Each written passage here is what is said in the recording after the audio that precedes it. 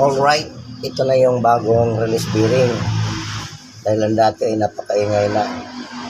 So, siyempre, bago ikabit ay gagrasahan ko muna. Lagay tayo ng grasa sa loob.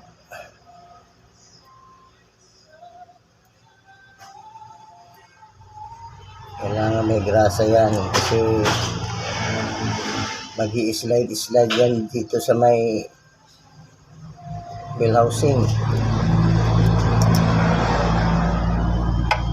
Dito. So, lalagyan ko rin ito. So, high temp na grasa nilagay ko para hindi malusaw.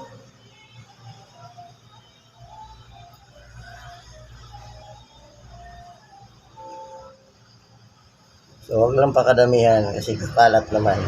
Tama lang itong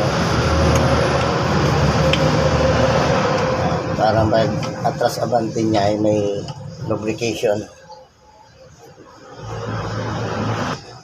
Meron itong dalawang spring. Yan, spring ito. Retainer spring ito. Kabilaan yan dito. Ito yung nakasabit. Yan. Nakatusok ito dito sa fork. At ito naman ay nakakalawit dito sa release bearing. So, ilalagay ko ito dito. Hindi pwedeng wala ito.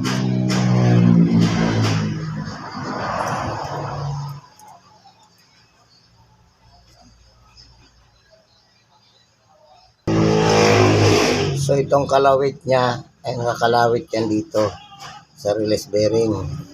At ito namang dulo ay nakatusok dito sa kanyang fork. So, ganyan yan. Oh. Yan. So, dalawa yan. So, kailangan may pasok itong dulo ng spring dito sa fork.